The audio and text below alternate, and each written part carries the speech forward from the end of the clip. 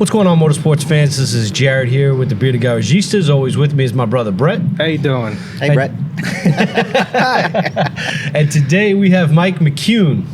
I pronounced it right? Yep, you got it. I'm trying my Third best. time's the charm. Yeah.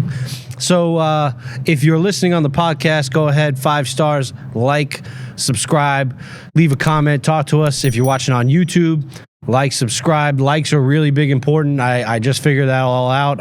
We're still learning how YouTube works, but likes are a big deal. Likes are a very big deal. Teach me. Yeah, very, very big deal. Big deal.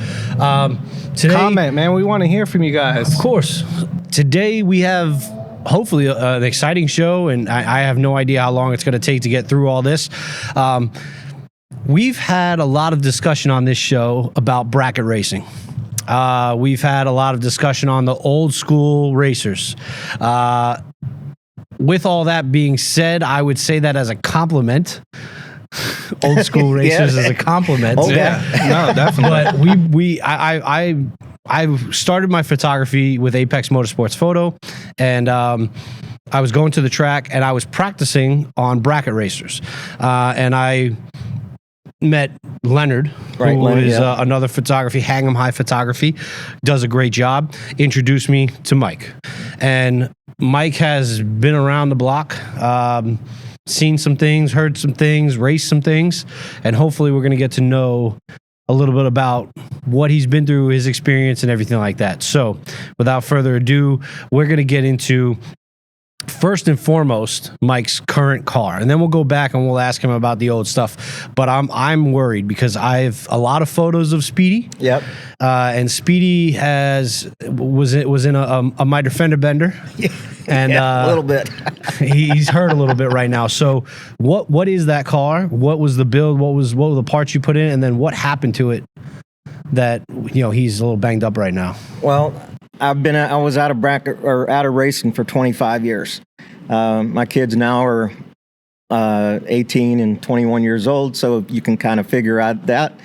And we were more into baseball and doing things with the kids, and the kids were number one. Right. But now they're older, and I'm back doing what I want to do. Yeah. Okay. So, through the grace of God, God changed my job going on 8 years ago, and has allowed me to get back into my passion of drag racing. Beautiful. Originally, first I started going back to in North Miami. They had the drag strip there, County Line. Me and my buddy Tommy started going back, and Tommy's been racing since the 60s at Miami Hollywood and Masters Field, and we're going way back. Racetracks that aren't even around no There more. aren't any around anymore. Yeah. Sad. And Tommy's been to every Gator Nationals, 51 of them, every one he's been to. Damn. Wow. So he's my mentor and my best friend. So we started talking about getting a car together and doing something, and I had a chance at a Don Hardy car out of Chicago. I was 2 weeks late for that car. I had another opportunity for a Don Hardy car, which I wanted, which had a lineage going back to Bob Glidden, and I missed that by a week. Oh, And man. rough. the car I have now is a 74 Mustang, Charlie Angel Mustang 2. I bought it out of, I saw it on eBay, and I connected with the guy out of Racing Junk. If you're looking for race cars, that's a place to go, racingjunk.com. And me and the guy started negotiating. He was up in Sebastian Inlet. Okay. And he wanted a lot for the car, and I had a budget. And he wanted originally $13,000. The car was turnkey, supposedly fresh motor, fresh transmission. It had a paint job that had been on there for a number of years because he bought it out of St. Louis. I like how you added the supposedly there. Yeah. Supposedly. Well, you never can tell. Yeah. And it's like when I went to check out the car and to buy it and pay for it, I asked him for a screwdriver because I forgot mine. I had a 3-foot one I was going to take. And he's like looking at me, but I took the screwdriver and put up to the valve covers and the engine block because you can hear the harmonics in the engine to see if there's noises in there that don't belong. Really? That's an old school trick. It's an old school Before trick. computers. Yeah, exactly. And everything seemed to be clicking good, and no noises, and the welds looked nice. And Tommy went with me, and we bought it and brung it home. There you go. And what was in that? The way, more like the way it is now. It had a 383 stroker small block Chevy. The Ford guys, I'll say hi to Wayne Green and Robert Snowball. They give me a hard time about having a bow tie in a Ford car. Yeah, but as I told them, you give me the motor, I'll supply a carburetor, I'll take care of the headers. You give me everything else, I'll put a blue oval in it. But nobody stepped up to the plate yet. There you go. So I started messing with the car. The car had been sitting for a little bit because the guy I bought it from, his wife, he's into car show stuff, and said, "You got too many. You need to get rid of one." And so I bought that one from him. Got it home. Started checking things out, and didn't like some of the things I liked. Okay. Or I didn't like how they were, so started putting on new parts. Or You wanted to putting make brackets. it the way you wanted it. Well, yeah, I was going to get there, because when I bought it, I told him what I was going to do. I wanted to build a Bob Glidden tribute car, and Bob Glidden had a '74 Mustang, just like, or if you look it up, Right. it's an S car, and he also had a Don Hardy car. And I wanted to paint it and partial wrap it like it is today. And the guy, he thought that was cool. Well, I can sell it for. I said, dude, this is the money I have. I'm in sales, but I'm not a sales guy. Okay. I told him this is what I have and this is what I can do. If Right. you want my 8,800 Benjis, I got them. If not, I keep on looking. So he accepted my offer. We went up on a Sunday. Matter of fact, borrowed a trailer from Wayne Green and David, and went up there and got it. So brought it home, started working on it, and I wanted to wait till I was comfortable with the brakes and everything and turnkey. And to give you an example, it had the nice batteries in it, but they didn't last long. Okay. So I'm at the track. Matter of fact, we were at this time racing, and I'm down to 4 cars, and I got the car started, ran up, went to the Duke burnout, and it stuttered. Has an MSD in it. The car had a lot of nice pieces in it. Yeah. I mean, a lot of things. I mean, he didn't skimp out on he didn't things. skimp Like out on when stuff. he A lot did of buy nice, something, he put the right part. He had nice pieces in it. But I mean, the brakes needed to be gone over, and I just wanted to make sure when I put my foot on it, it was going to stop. All right. And so I did burnout, and the car coughed, and didn't have enough juice to start up from then on. So, okay, we put new batteries in. Okay. And then I put an alternator in, because I didn't want to have that problem. Yeah. Because Tommy taught me, and Ernie McDaniel's old school guy, I went to the races with him, learned from him.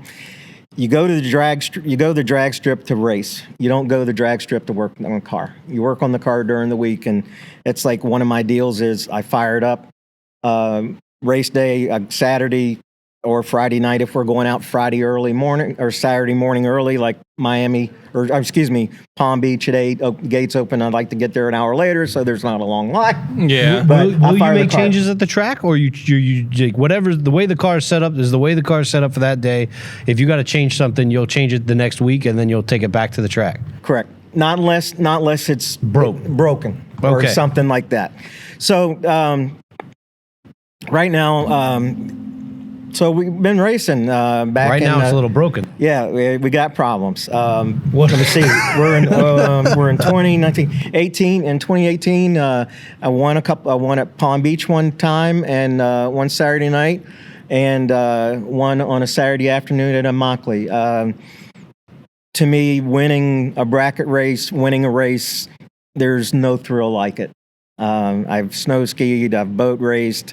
There's nothing like it. And next time you go up to Palm Beach, go down and see James at the at the ticket shack. Yeah. You can ask him about me. He said he knows I'm excited when I'm winning because I get Makes you pumped up. thirsty for more. Oh yeah.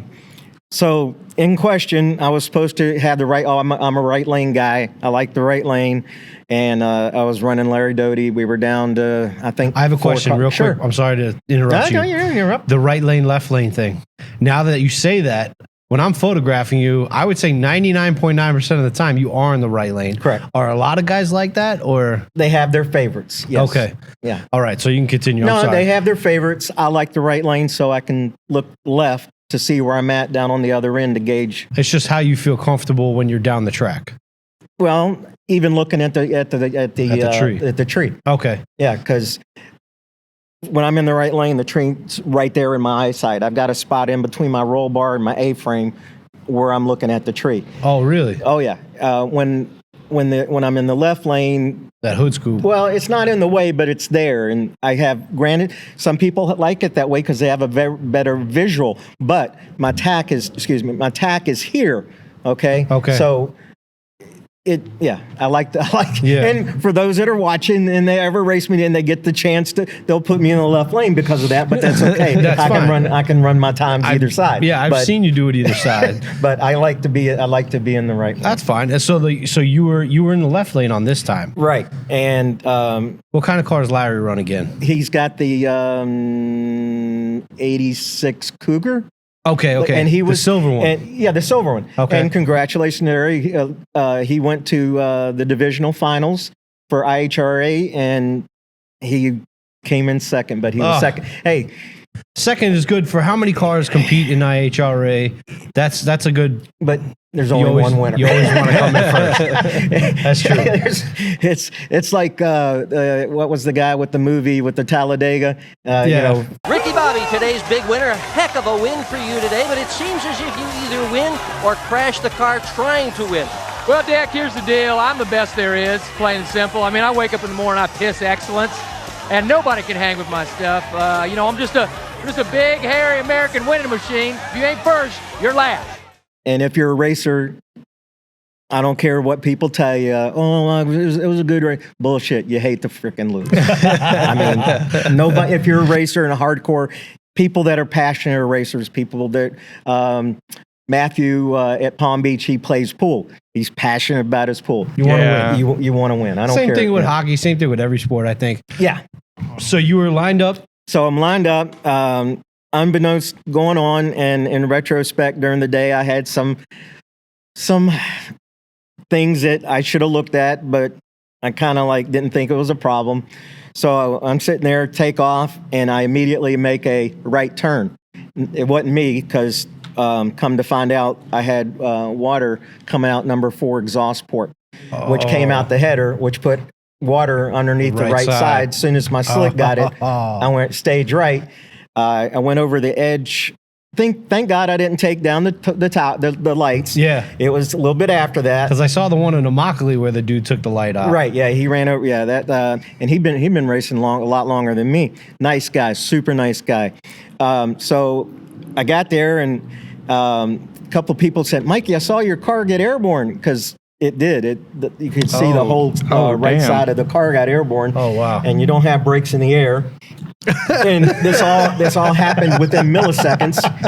And I came down, tried to stop, and the wall got to me before I could stop. Oh man! How much damage did we do? Well,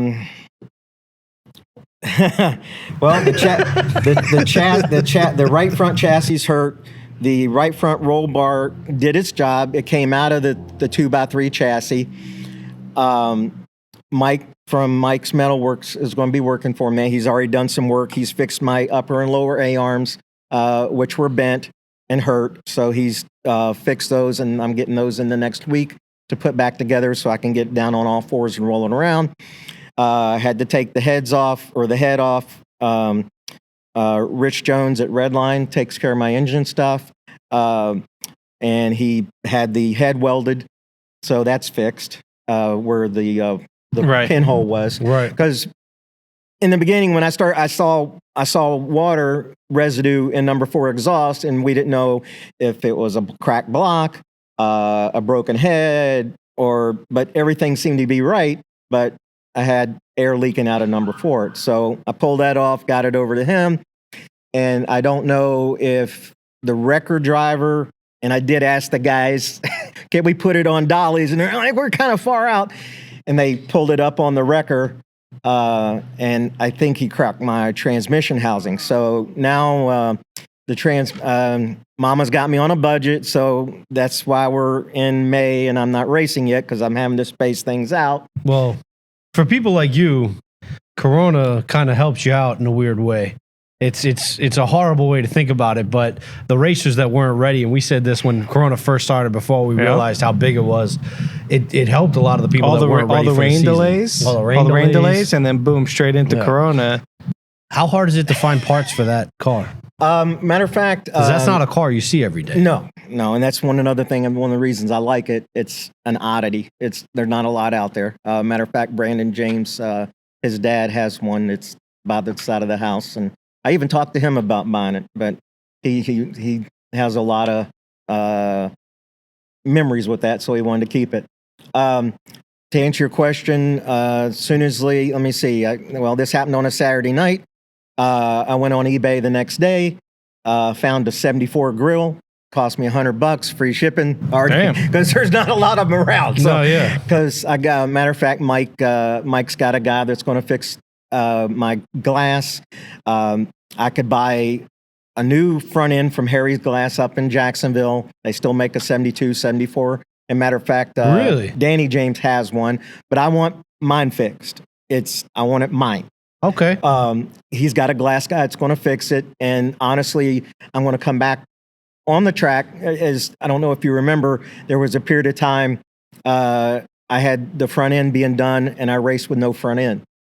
Yeah, so I got pictures and stuff. But, oh, man. Oh, yeah. So and a buddy of mine that painted the car, John Mccune, it's like he tells me even back in the day, Mikey, you were at the racetrack all the time. Back in the day when we raced Saturday at Miami and Sunday at Palm Beach or other events, I raced 45 weekends out of the year.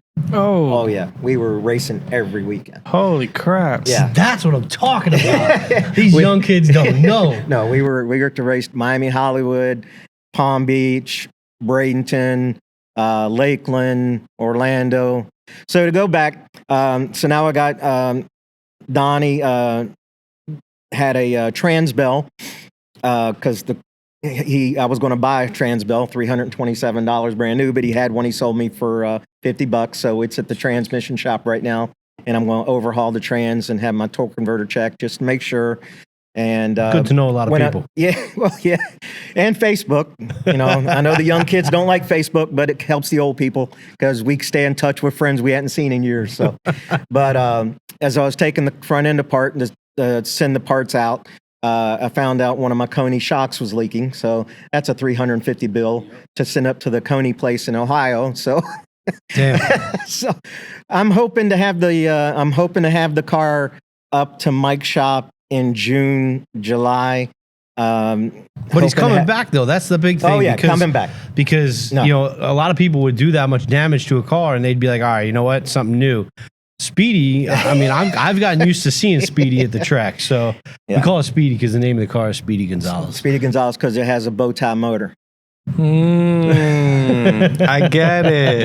Yeah. I like. I had a few that. people on Facebook say, never. They finally got it. Yeah. I like that. That's like mouse, our name. It's a mouse motor. That's like our name, right? Once we tell you what it means, you get it, you love it. There you go. But you need to hear it first. I love it. Yeah, got a mouse motor in it. So what was you said you got that one after your hiatus from racing? What when you were younger, what got you into racing? You showed me a quick picture before, but what was because you were now you're a Ford / baby Chevy guy. Yeah.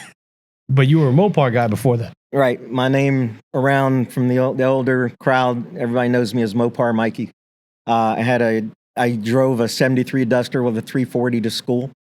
That was my first car. Well, my second car, my mom and dad didn't like my first car, which 66 2+2 Mustang Fastback, 289 automatic.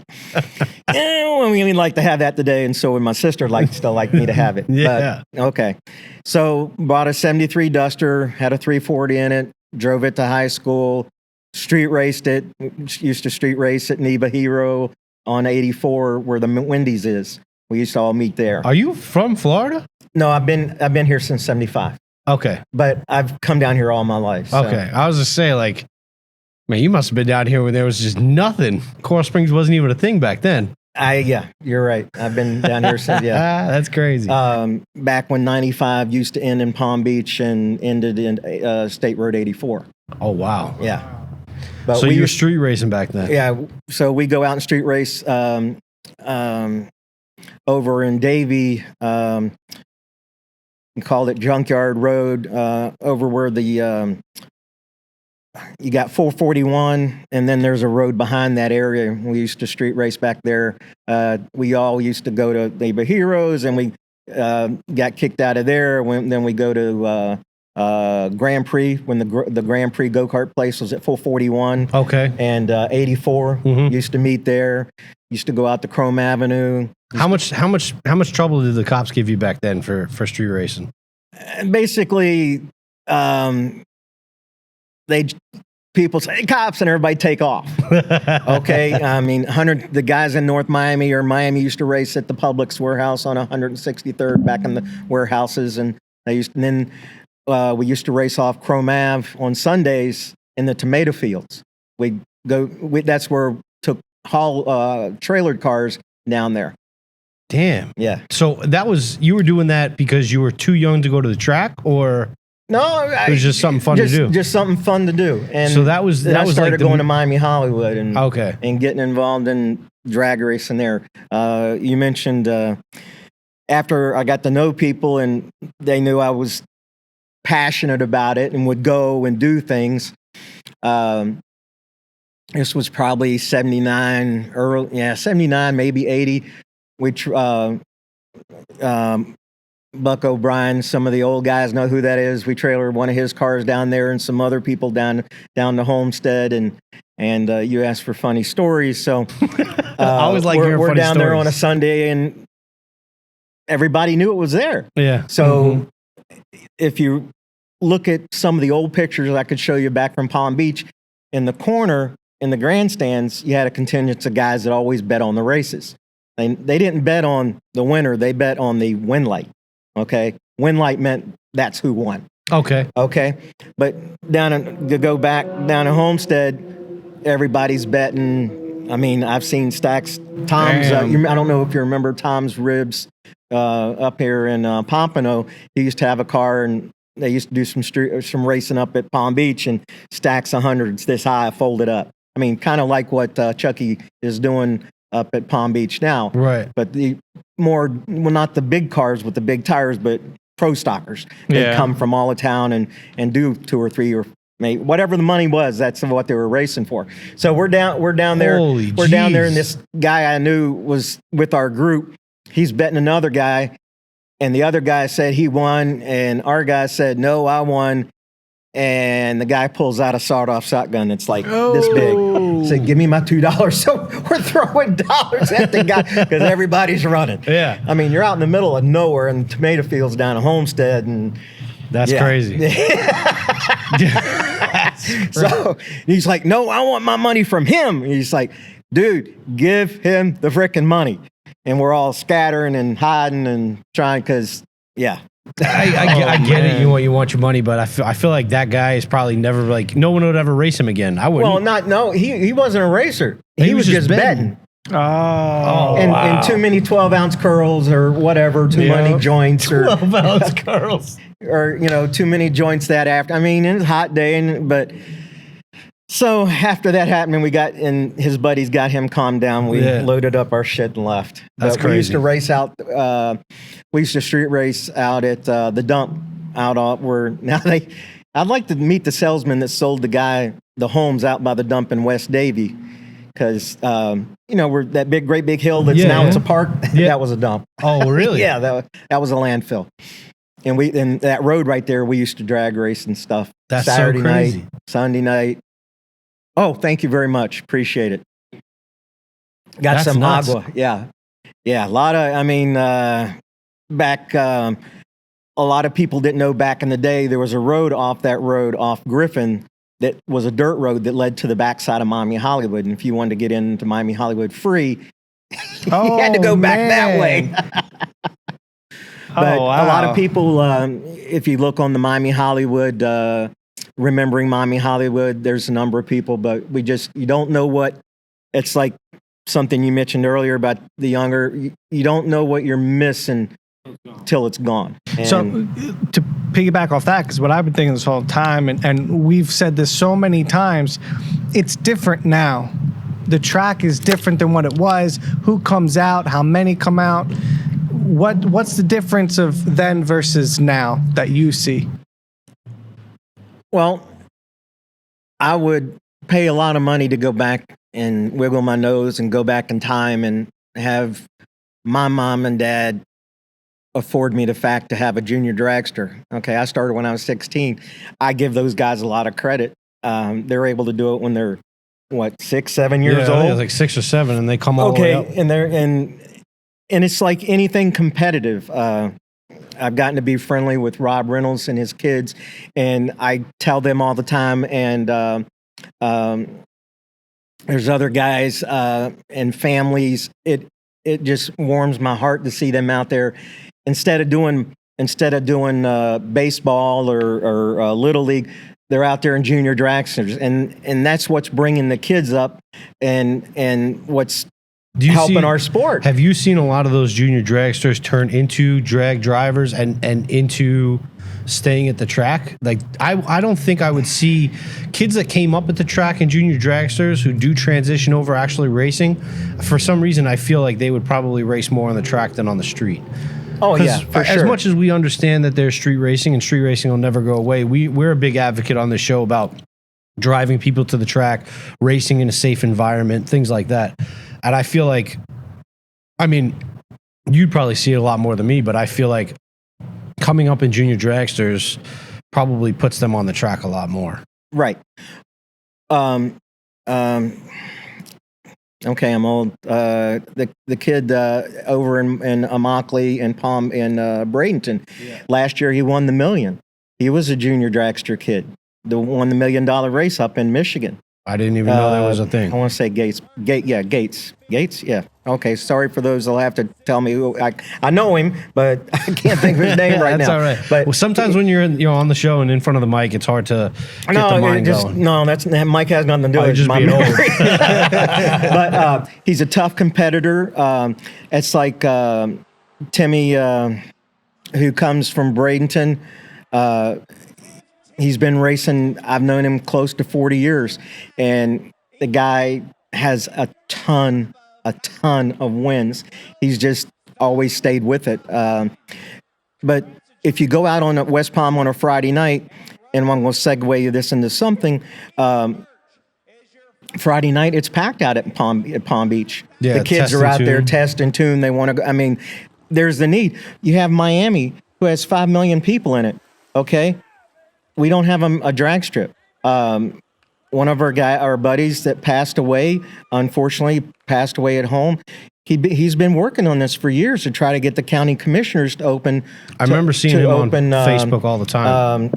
County line back up, and it's sad. I mean, and the kids, I mean, they're out there street racing, they're wrapping the cars around poles, or they're hurting people. If they had a drag strip to go to, that would cut that down considerably. What killed County Line? Was it the lack of people going to the track, or was it the city of Miami? What kills anything? Greed. Okay? The guy that ran it, that had the facility, he wanted money. The county had a list of things to do. He never attempted to do what the county guys asked him to do. Fix bathrooms, do this, I mean, could have done 2 or 3 things at one time. And if the racers knew this, we would have helped him, okay? I was going out there. I would have gone to save the track. But it got to the point he wouldn't do his part of the bargain. He was just raking in the money. One night he did not the Bob Moats truck, but he bought a track and did there was people. I don't know if did you ever get a chance to go I to never county got line? to county line. I never got a chance. The cars were lined all the way out to the road. Okay, he was getting $20 a head to come in. Thousands and thousands of dollars. The just fans. Okay, not the racers, just fans.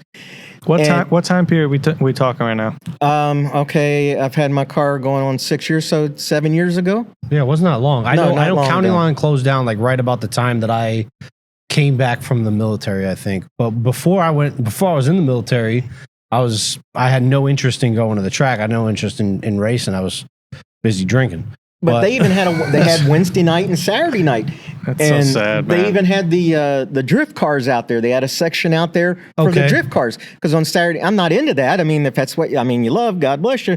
But on Saturday night we go out and watch, me and my buddy Tommy, because I'm about this time going doing the looking for a car, and you could hear the cars out there in the section. They had it all lit up. I mean, Yep. It was an opportunity. Oh, Richard, and it just hit me. Richard had been working with the county commissioners, and there's other people, and supposedly there's other track owners that are trying to get the county commissioners to open that plot of land. It's all there. It's still there. It's County still line there. is still there. It's still there.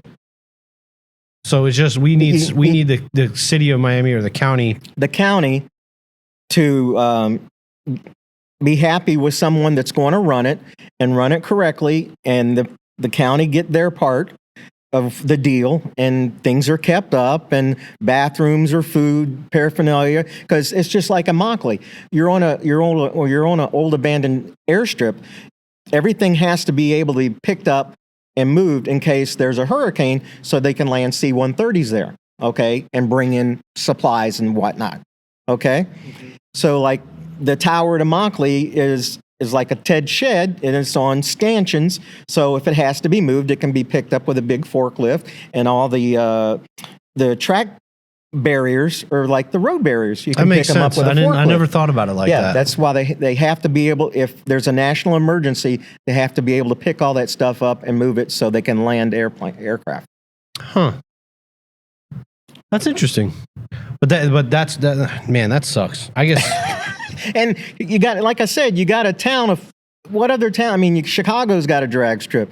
St. Louis has got a drag. Atlanta's got a bunch. I mean, up in the South, Atlanta's got a bunch of drag strips Yeah. up there. how does Miami not? How have does one? Miami not have a drag strip? And the kids out there, I mean, you got the kind of cars that you see here. They'd love to go out there, because from what I remember, on Wednesday night it was packed, and you didn't have the street racing as much because they had a playground to go to. I'll ask you this, and I know. Don't get me wrong. I'm a full advocate of bringing something like County Line back and getting a racetrack down in Miami. But a big complaint and a big reason why we don't get a lot of people at Palm Beach sometimes, and from what I've heard, is they would rather not drive that far, or from what I've seen is they'll go park their car in a parking lot and sit there and talk about it instead of actually running it, which I never understood that anyway. But they don't want to make that trip. And you just said that. Wait a minute, isn't that, guys? Okay, Chad, for you, isn't that guy for the do car shows? Yeah, but I mean, I get the car shows, but like a car show where you're going to win trophies is a thing. I'm okay with that. I like those. A car show where you go into a parking lot at like 11 o'clock at night, or 9 o'clock at night, and you're just hanging out with your buddies. I never understood that. Why wouldn't you take the car to the drag strip? You can park your car at the drag strip and show it off there and actually get to go see some racing. Nobody wants to spend that $20 and drive to the track. But you just said you were known for racing 46 weeks out of the year. Yeah. You were driving to Miami, Palm Beach, Immokalee, Bradenton, Orlando. Oh, yeah. Why? I ran Division II with my Duster. Atlanta, Commerce, Atlanta, other tracks in Georgia, South Carolina. Why? I don't understand what changed from your generation to the generations now. Like A lot. No, but answer that. But answer that. Economics. It's like I talked about it's like Rob Reynolds has got his kids, and there's other. I mean, I love to see him and his kids and his family at the racetrack. Got the family there and doing it. There's the people. I mean, you have to have the passion to do it. You got to enjoy doing it. Back when I ran Division II, You had Ernie McDaniels, myself, Tommy Dietrich, Jim Knapp, and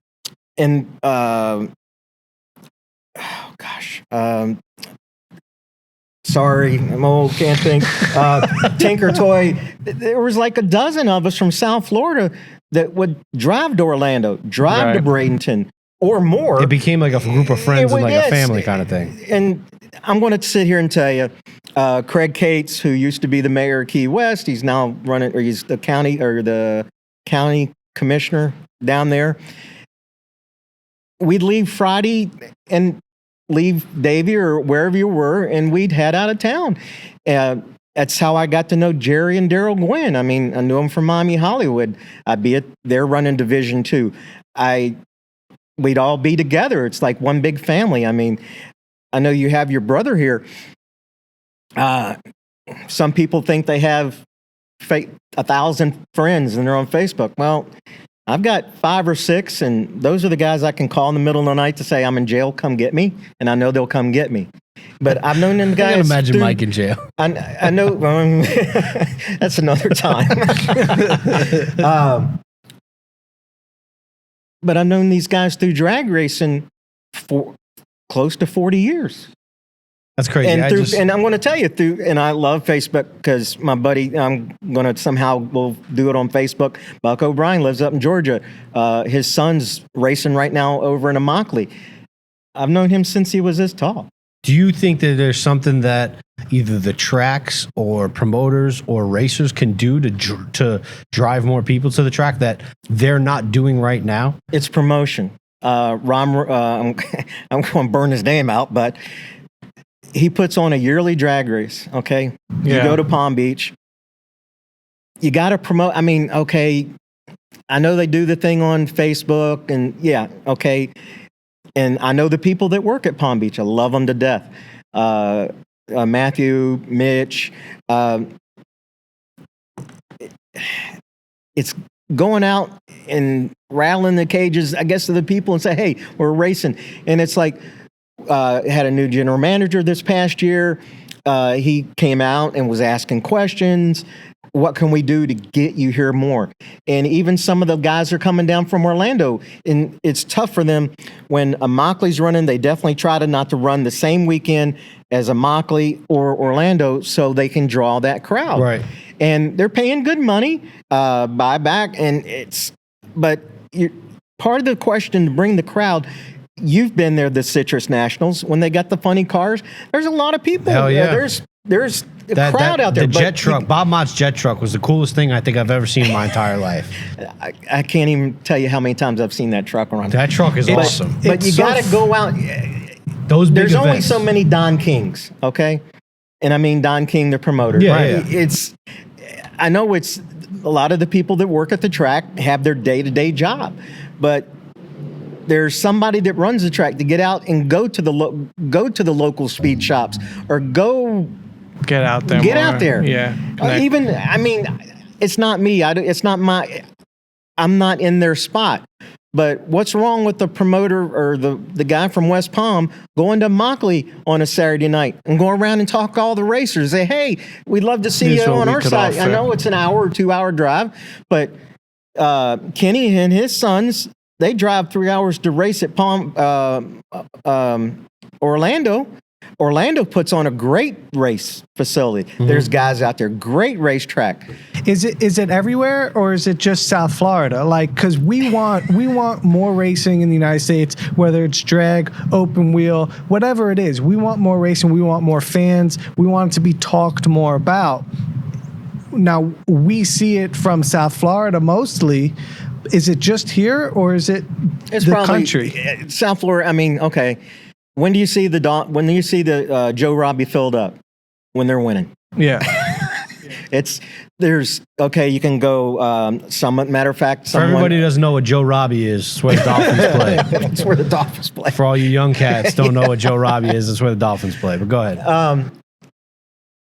You got South Florida. You got boating. You got fishing, boating and fishing together. There's a lot of people that race that have boats. Okay, there's only so many Saturdays. I mean, but I love to race, so Yeah. I'm going to be there. That's me. But other people, I mean, and then the kids you got situations. You mentioned a while back, Jan, a buddy I've gotten to know.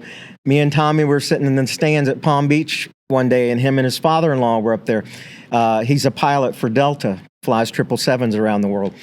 And we got to be talking, and he's asking me, why did that guy get the win? Because he ran midgets up in Indianapolis, or up in Indiana. Okay. And he was a dirt guy. Right. Yeah. And he didn't understand. Right. And I'm just like, well, that car's maybe looks like a $5,000 car. Then you got a dragster runs 2 seconds faster, 3 seconds faster, but the guy in the $5,000 car beat him. So we sat there for 2 or 3 hours because we were just up there hanging, and Tommy's drinking as usual. Tommy Dietrich. Oh, damn. Shots fired. Oh no! Hey, everybody knows Tommy Dietrich in South. If you're a drag racer, you know who I'm talking about. He's my buddy. He's my crew chief. So we sat there and explained until he quit asking questions about how it worked, and it's all mathematics. You got to be kidding me with these sirens, right? It's all mathematics. Right. You take a better light, you run your car on the other end dead on. The other car in the other lane might be a $150,000 car, but either you're gonna beat him. It's all mathematics.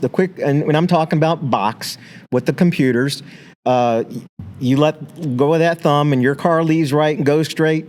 It's all mathematics. It's not who owns the most expensive stuff or the dragsters win all the time.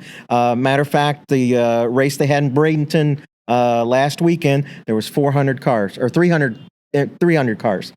And the 2 cars in the final were door cars.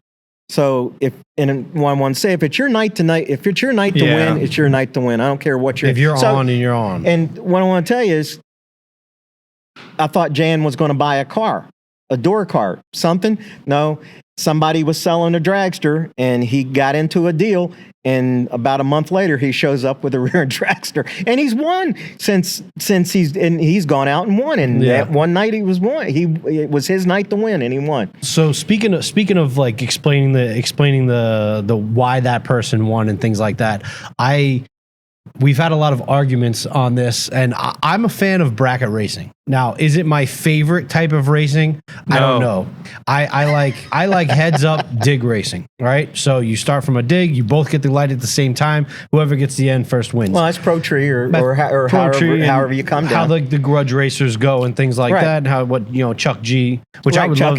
I got to have Chuck G on this show. I love that guy as a character. He goes back to Miami days. So we're gonna bring him on. Hopefully he says yes. But like what he does, that's my favorite. I like bracket racing though, and I've been beat down on this show, not by him so much, but by some guests. A little bit by me. Bracket racing is garbage. Now, I love the bracket. Drag your ass out there and see. I love bracket racing, and there's a few reasons why. One, and I've said it before, these old guys will show you how to race. I've seen you guys pin trees at 000s. Yeah. I can't believe how you do it, but I've seen you guys do it on multiple occasions. And there's a difference between box and no box. Right, I know that, but I don't know if everyone knows what box and no box is. Okay, when in bracket racing, box is you're using a computer. As soon as you see, they call it top bulb racing. As soon as you see a flash, you let go of your button, and your car leaves on its own, shifts on its own, does everything on its own. And the other end, you have the opportunity, if you're 2 out in front of the guy, you can get let off and do a little bit maneuvering down there. But for the most part, the computer runs the car. Right. Now in no box, which I run, it's either foot brake or you're using a trans brake.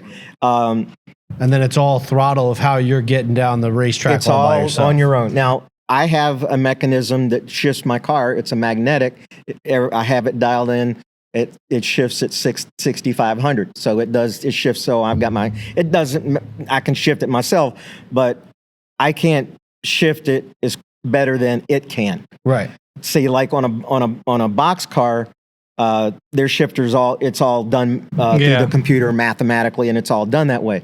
But on no box, it's like you're the one leaving in the middle of the yellow or the tail of the yellow or at the beginning of the yellow, where your dimensions of your tire, where you put into your stage. You want to roll past the beam and stuff like that. Right.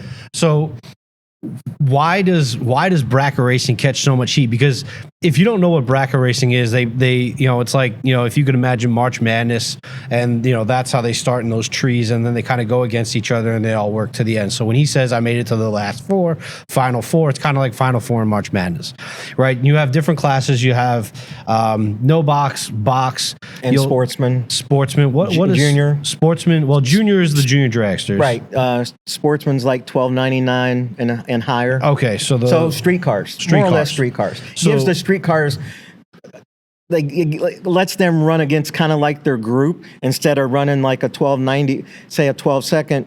Then you got to wait car like 5 seconds before exactly. you get. So what they'll do is Larry does, so he does a good job. He's a great racer. And what they'll do is they'll time you in your qualifying runs to see kind of how fast you are. No. I thought that's how they measure. Time runs. You do the time runs is all on your own. They don't do nothing. All they do is give you a ticket. Right, but then they use that to tell you what your breakout is. You can dial your car any way you want. A lot of people, I dial true, meaning if I'm running a 612 and a 611, most likely I'm going to dial a 612. But there's people that like to put a bump. Like say they'd put it like a 617 and they'll get down on the other and go womp, womp, womp and try to just hair it out. See, I'm learning. I've been watching bracket racing a while and I still can't figure it out, obviously. There's a lot of stuff going on out there. I didn't know that. So you select, you're telling them what you're going to run. Right. That's when you see the number on the digital thingy, or people like me, I'm old school. I use shoe polish. I put the dial in on the back. You put the number on. So those times are what you're expecting to run. Right. Or whatever you want. I thought those were like personal bests or some shit like that. In the tower, when you go underneath the tower at Palm Beach, they put your dial in. And your dial-in's up on the board. Now, it's your job to look down there to make sure, because there's time where they put it wrong. It's your job to go down or look down there to make sure your dial-in's right. Because if it's wrong, it's a problem. Yeah, that'll mess you up. I mean, if you're supposed to run, if you put like a 612 dial and they put a 601, well, you might not be able to run that tenth of a second. And that's another thing, is trying to explain thousandths of a second to someone that doesn't understand drag racing or times. It's hard. But what do you mean you lost by 10,000th of a second? You did. And then it's whoever gets 10,000. But then it's also who gets to the end first. So even though not necessarily, because besides you breakout, breakout, but like if you're in a slower car than the person that's in the right lane, like a dragster or something like that, you're gonna obviously leave first. Then it's their job to run you down, and then it's whoever crosses the line first is the winner. If they're within their dial-in. Right. But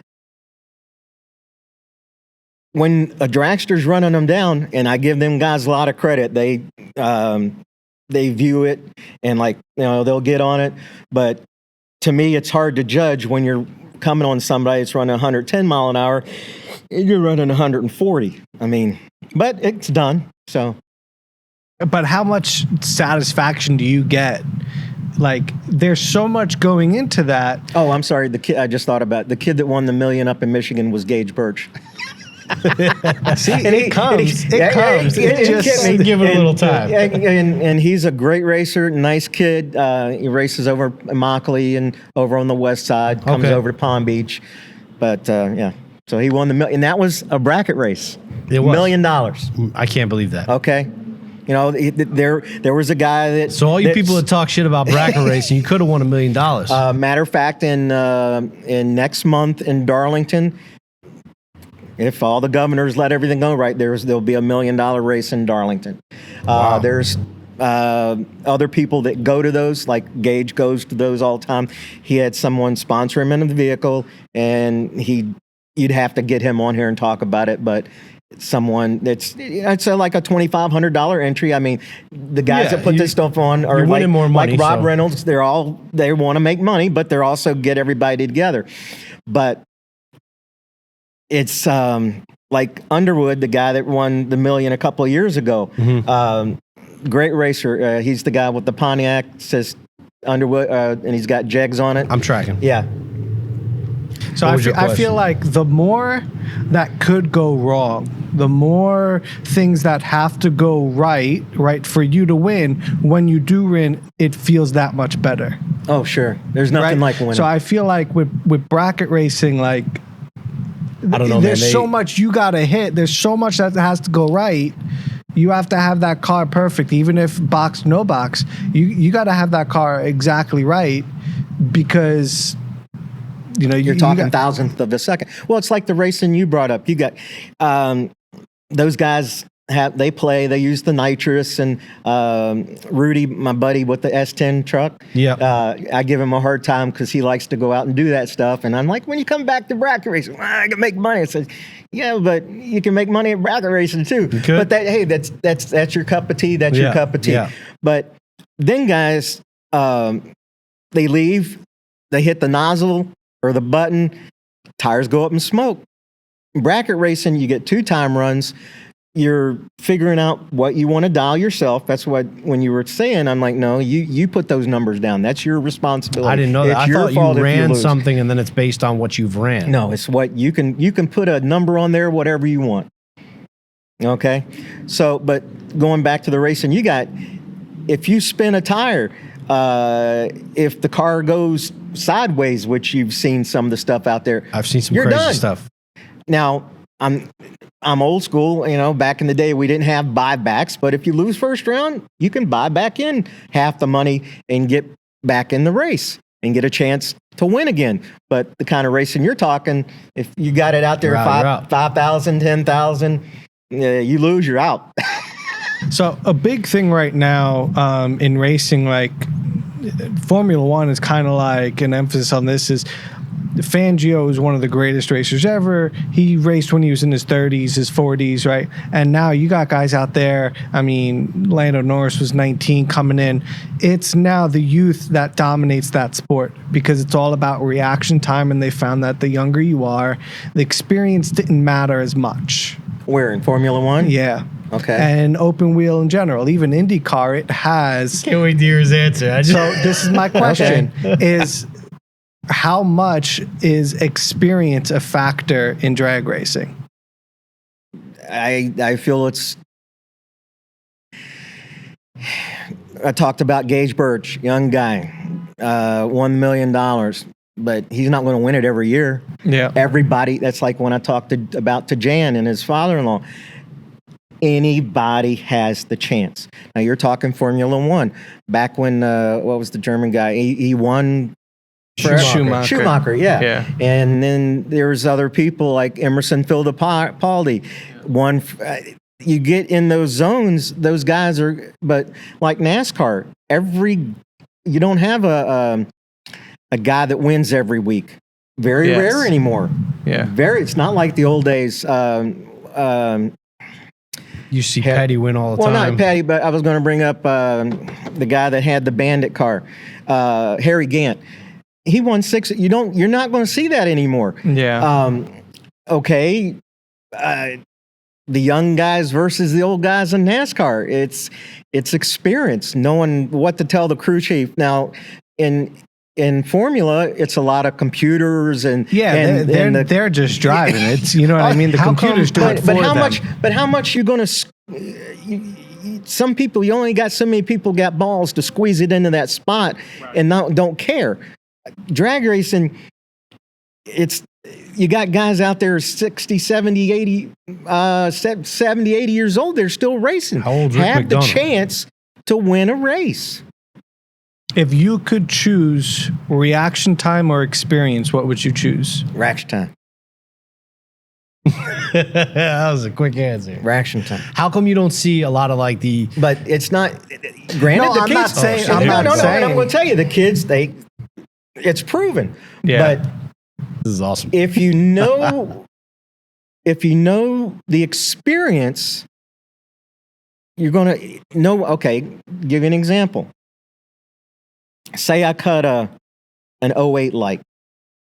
not bad, Not but horrible. not good. Yeah. I mean, but not. I mean, you can win with an '08 light, but my last light was an '08. Okay, it's the kid next to me who doesn't. He has younger guy has a reaction time. Does he know? Well, if I bring it up 300 RPMs more, that'll make that knock time. off 4 or 5 on my reaction. Yeah. So that's where experience kicks in. I also feel like the smaller the team, the more experience is important.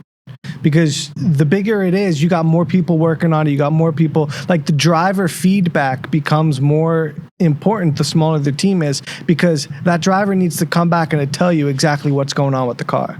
Yeah, but a lot of the guys out in bracket racing don't have teams. Well, they have guys that come help, but yeah. it's a lot of it's owner operated. Yeah. Nobody. I never seen nobody you- pays for my shit except me. I've I never hear seen ya. anybody at the track with you ever. It's just Well, like, I mean, you see Lenny come around, and yeah, when it kind of Tommy's give you yeah. a hand when you need, but Yeah, like exactly. usually you kind of get yourself up to the line. You do what you got to do. You send your own. That's car. why I don't have a dragster. That's why you need now.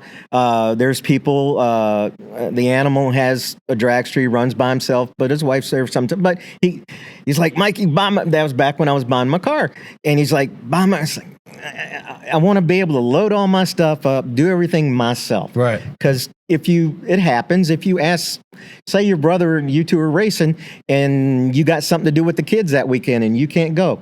I don't want to be hindered that I can't do something that I can't do by myself. I'm just upset we don't have a lot of like the new muscle or like the imports. Right? You don't have a lot of these young kids with like either imports or like these new like, Hellcats. They don't come out. Like there is one guy with a Trackhawk. Right. I believe a white Trackhawk that comes out and races the bracket racing with you guys. But I'm like, I don't understand why those guys don't come out. Like those They newer probably cars. come out on Friday night. Yeah, but I mean, why do they hate bracket racing so much? And why is bracket racing an 1/8 mile instead of a quarter? Now, there's going to be people on here that disagree. Matter of fact, one few might be a tracker. I was understanding it's less on insurance, but I was told no, that's not true. There's a lot of racetracks that still do quarter, but in an eighth mile, the race gets over quicker and you can run the program faster. I like 8th mile. I have a buddy of mine in North Carolina. He hates 8th mile. Like my But thing, you don't tear your stuff up. I get that, but my big thing about 8th mile versus quarter is you get another 8th mile to try to catch up, or you get another little bit more room to try to catch up if something happened, or it's like an 8th mile. It's like, race over. It's like, you know what I'm saying?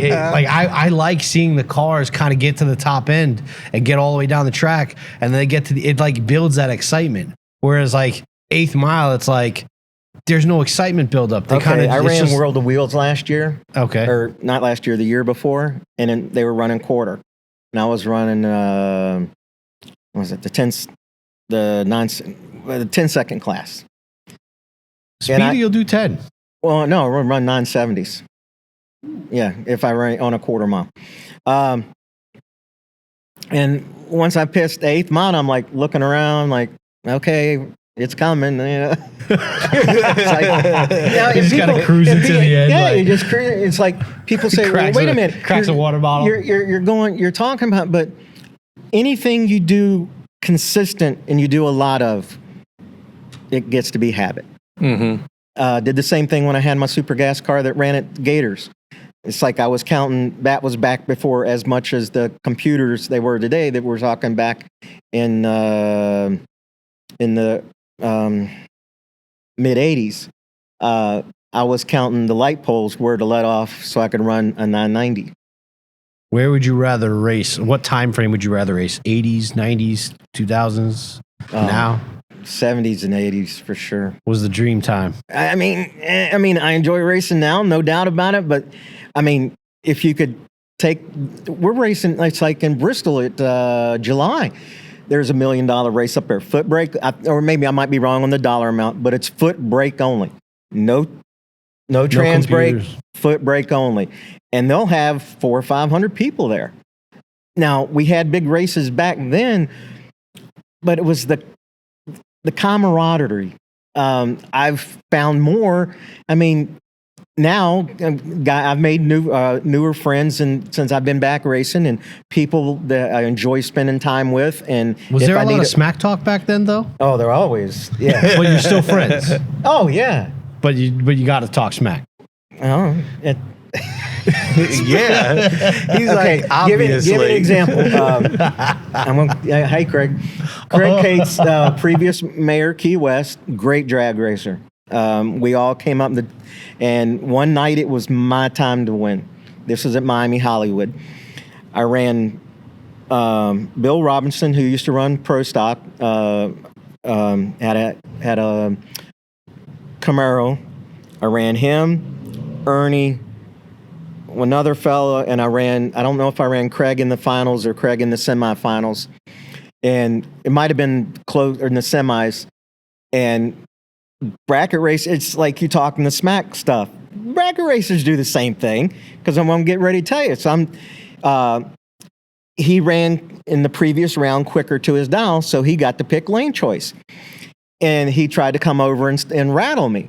He says, Mikey, what lane you want? I said, doesn't matter. I can run my time in either lane. You pick. Had the same thing happen. And I give him credit, the kid that runs the wheelie wagon. We were down to 4 or 5 cars, and I'm like, and other people know. Is that the red station? The red wagon, yeah. Yeah, I got a picture of that thing. Okay. And he said, you can have the right lane. And I pull up, and he's already in the right lane. So he kind of lied, and that's okay. Karma's a bitch, and it'll come back. But, I got it. But you do certain things it's like you talk about rattle, or like the guys that do the gonk cars, okay? You've seen me race a few times. It's just I pick my racing style up from Bob Glidden. I'm a Bob Glidden fan. Mm-hmm. I do a water burnout, do a dry, and I'm in free stage. I mean, you can play over there all you want. I run alcohol. So I got alcohol, doesn't get as hot as it does on a normally aspirated car. You can take all day. I don't care. You're not going to burn me down. It doesn't bother me. So as soon as you put your free stage, I stage, and I'm sitting there waiting. So but that's how I do it. I feel like that's a good way to race, because you can never get rattled. You don't have to wait. Well, you try. Else. You try not to. I mean, I'll go back. You asked stories earlier. The night I won at Palm Beach, we were down to 4 cars, and my best friend Tommy would be proud of me of this. And I was so hyped up, that I got sick before the final round. Oh, really? Yeah. Yeah, that still happens. And people are like, "Oh, he ain't gonna be able to race. He's hurling all over," and I was. But hey, it's like Eddie he now has the root beer ice cream car. Okay. Yeah, super nice guy. He's like, and I'm gonna tell you this. He's like, well, it's my turn to win, dude. When I put that helmet on, I put my mom on the trailer. Okay, no, I don't care who you are. I'm there to win. When you put that helmet on, all friendships go by the wayside. Yeah, that's awesome. Hell yeah, that's awesome, man. But you talked about the guys who don't care. Hey, but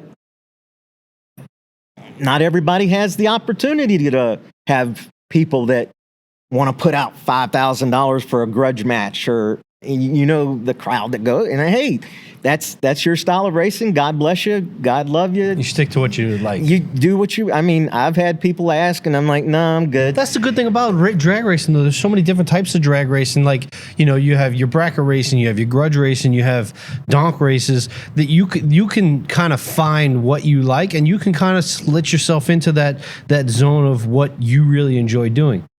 For an older guy who's come up, 70s, 80s, and things like that, and you're a bracket racer, what do you think about roll racing at the track?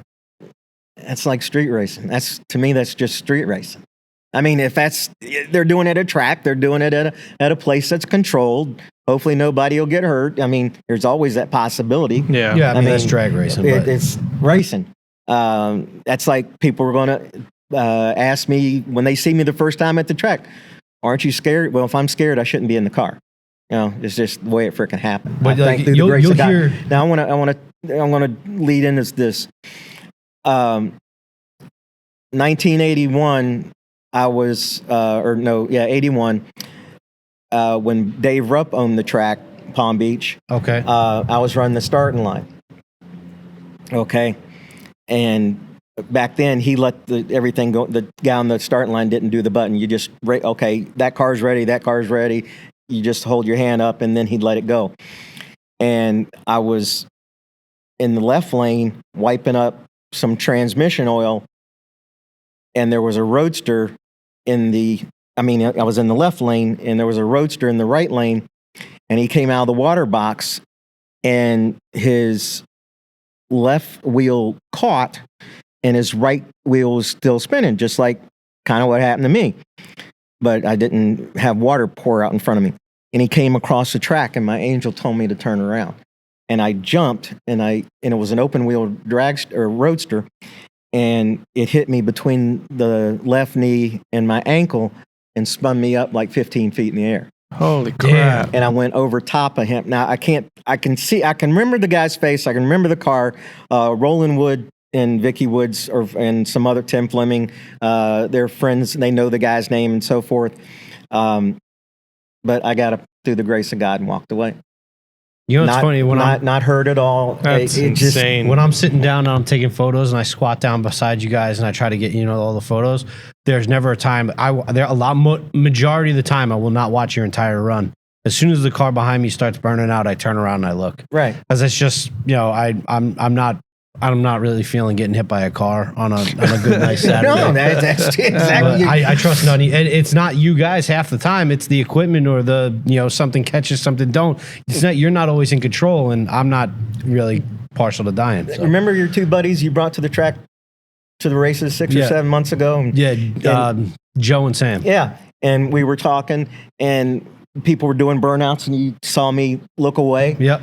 Because there's little bitty rocks that come off in tires, and I didn't want it going in my. It happens. I do the same thing with my camera. When you guys are burning out, I'll take a picture, and then as soon as you guys are burning out, I try to hide the camera a little bit. But I asked the roll racing question because I hear a lot of guys like, "Oh, roll racing is garbage. It's not real racing." If that's what you like to do, God bless you. It's not my cup of tea. I'm not going to go watch it, but it's just like street racing. Okay, I'm going to give you 5 rolling starts, or I'm going to give you. I mean, dude, we used to do this out in the middle of the night, out at the dump out in Davie, or down in the tomato. It's part of the negotiation. That's you were talking about the bullshit and I can do this. And the funny thing I want to bring up, and there's a few people who understand this. It's always the guys that run their mouth that don't have a car. Or they don't have any money invested. That's really funny is because there's a guy that goes to the track that consistently talks smack always, and he's always like, "Oh, my car is coming. I'm building the car." The only time I've ever seen a car actually get to the track that was his, somebody else was driving it. I've never. But he's always talking smack. So you're kind of, it's funny. But that's hysterical. The road racing, if that's your cup of tea and you got a crowd that goes and the track can make money at it and the guys have fun at it. And right. It is what it is. I mean, that's why there's 51 flavors at Baskin Robbins. Well said, man. Well said. I think we're gonna try to, unless you got something more to say. No. I think I want to have you back. I want to have everybody back because I feel like there's always more to talk about. And sure. Especially when Speedy comes back up and running and we get him going again. But I really appreciate you having on. I do want to leave some more on the table for when we come back and we have more to talk about. But bracket racing's in my book, bracket racing's where it's at. I mean, if you want to have a guy that, and I don't know who you're talking about because you didn't tell me, but if you want to have a guy that's against bracket racing, and I would love to see some of the guys that talk smack against bracket racing go out and actually try it. Because I've said it. I said the way that those guys are pinning the tree and getting down the track and they're running consistent times. Yep. You know who probably would be good? JP. That man's I went to the track with a buddy of mine, JP, last week. I actually have a video up on YouTube about it. He ran a 9.4 off the trailer and then a 9.3, 9.3, 9.3. Back to back, all triple back to back run. It was unreal. But how was his lights? That I don't know. It's the NT deal, no time. I didn't actually look at that part of the slip. I looked at because we were trying to get 8s, so I was more looking into the 60-foot and the mile an hour and time. I didn't really look at the lights. I don't think he was really trying to pin the light because he was trying to get the time, right? So a lot of the times when they're trying to get the time, the light will go green and they'll just sit there and wait until they're ready to go. Well, it's like the Gator Nationals on pro stock qualifying. Sometimes you have the guys that take off first and they don't want to be bothered by the other guy and they just sit there and then they take off. But then also again, he's running front wheel drive and he doesn't have a trans brake. He's got the he's holding the brake, so he's got a 5-speed. Oh, okay. So he's got the brake bar, and I know when he lets off, he's also using the clutch, so he rolls a little bit before he gets going. Gotcha. That's why you see a lot of the cars that you guys drive are all rear wheel drive cars. Right. And I think that's why a lot of the imports don't come out is because front wheel drive in BRCA racing, in my opinion, is damn near useless because they can't get the momentum that you guys are, gunning. No, there's a buddy of mine that they run it once a month up in Orlando. And you're right. And he got into it. He's got a Dodge, a Mopar. And he got into that because he wears them out. Yeah. Because he knows how to bracket race. Yeah. And once in a while they'll get the win light, but they'll break out, and they're thrilled by getting the win light because they went faster, but they didn't win the race. Yeah. What I do want to see is I want to see some of the guys crossover. I want to see some of the roll racers try bracket racing. I want to see some of the bracket racers try roll racing and see if, how back in the day I did roll. I mean, it's street racing. But I want to see how I want to see I did that. I want to see if the skill can easily be picked up or remembered in your case. Well, like on the roll racing, okay, how do they do it? Okay, where do they tell you to go? I'll explain off camera and we'll get going on okay, because I talked about Gary Unger, the animal. Yeah. Old time drag street racer back in the day. Right. I mean, see, when you give 4 or 5 links and it's a roll link, you're going to end up with 7 links by the time the guy figures out where it's going. I'll explain how they run it, and I think it's never perfect. It's not like dig racing where you're both starting at the same spot. It's never that way, but I feel like IRRA has gotten it somewhat close. But you talk about the guys, Charlie stuff. They have great crowds. Yeah. I mean, the place is packed. I see it on YouTube. No, yeah. I mean, the stands are slam ass full. Yep. And guys are out there betting. I mean, those guys are betting. That's what Palm Beach used to be like when you had 200 or 300 people on the start line and people had fistfuls of money. Right. Like Tom's Ribs and them guys. And they used to bring the pro stockers and they used to bring out Dino Don and the Grump and them guys. Oh, yeah. We're gonna. You mentioned something earlier. Man. Money brings it out. Next show, we're gonna get into that. But we appreciate you guys joining us. I thank you, Mike, for coming out. Yeah. I thank you, Brett, for coming out. Oh yeah, he's back. I like it. Again, listening to the podcast, like, subscribe, share, 5 stars. Do your thing. Comment on YouTube. Like, subscribe. Please like, and subscribe. Share it out there. Like. Did you have any questions? Did they have any questions? They'll for this one. No, I didn't have that, but we will. We're gonna get there. And, just asking. Yeah, and we'll get you out there. I want to get. And I appreciate you taking pics, dude. And you gotta get I know brother's hurting a little bit, but you gotta get him out there. We'll get him out to the track. We'll show him how it's done. And I do want to have a couple of your buddies on, so I'm gonna throw out some invites on the Facebook and see who wants to come out and have a show and talk about their racing and what they feel. So thank you guys again, and we will talk to you soon. Peace.